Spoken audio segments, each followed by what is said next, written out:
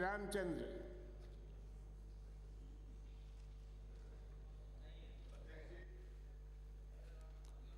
राजस्थान विधानसभा की प्रक्रिया और कार्य संचालन नियम 295 के तहत विशेष उल्लेख। महोदय, उपरोक्त विषय में लेख है कि इस विधानसभा क्षेत्र की भवानी मंडी शहर में राजस्थान टेक्सटाइल मिल्स औद्योगिक इकाई स्थित है, जिसमें विशेष प्रकार की खामियां कमियां हैं, जिनका मैं उल्लेख प्रस्तुत करना चाहता हूं।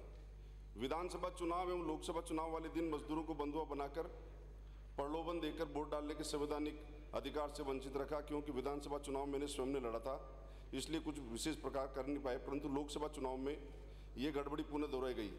हमारे लोकसभा सांसद जिन्हें फ़ोन पे वार्ता कर, क्योंकि वो स्वयं उम्मीदवार थे, उन्होंने निर्वाचन अधिकारी से कार्रवाई के लिए कहा।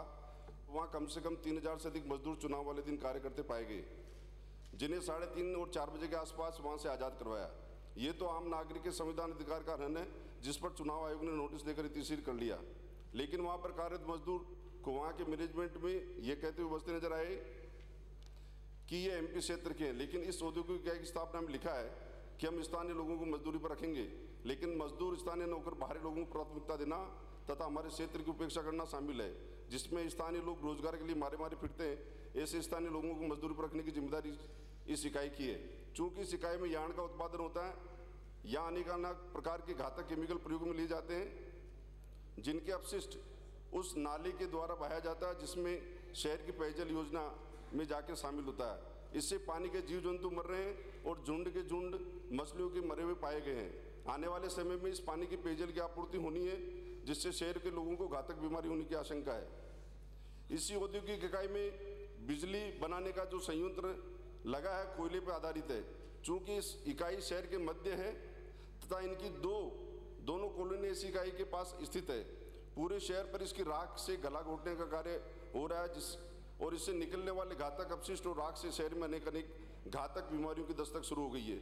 लिहाजा पर्यावरण विभाग ने किन नियमों की पालना करते हुए इनको इजाज़त दी गई, आधुनिक तकनीक से इसकी रोकथाम के लिए इस इकाई को प्रबंध करने के लिए बाध्य करें और शहर को स्वच्छ और स्वच्छंद वातावरण देने की कोशिश करें। क्या ये सही है कि औद्योगिक इकाई धर्मादा निकालती है? अगर निकालती है तो 1960 से लेकर अब तक कितना धर्मादा इकट्ठा हुआ, विवरण से सदन को बताएं। शहर में विकास में इसका क्या योगदान है? अगर इनकी अनुपालना नहीं की गई तो इस मद में इनके खिलाफ और निश्चित कार्रवाई कर सरकार चेष्टा रखती है। इस इकाई के पास इनकी एक कॉलोनी है जो नाले पर बसी हुई है। ये अतिक्रमण कर कॉलोनी से गुजर रहे नाले पर एक रोक से लगा दी है, जिससे पास की भीमनगर बस्ती में आने वाला रास्ता बंद हो जाएगा और इनकी कॉलोनी को भी हमेशा में खतरा रहेगा। सुप्रीम कोर्ट के रूलिंग के अनुसार प्राकृतिक नदी नालों पर अतिक्रमण करने की इजाज़त नहीं है। ऐसे में इस खामी के लिए इनके खिलाफ ये कार्रवाई की जाए, सदन में रखी जाए। मेरा अनुनय विनय है कि संस्था पर संवैधानिक कार्रवाई कर इसके द्वारा अनैतिक और व्यवहारिक कार्य के लिए खिलाफ सख्त कार्रवाई कर शहरवासियों को स्वच्छंद और स्वच्छ वातावरण दिलाने की कृपा करें। धन्यवाद।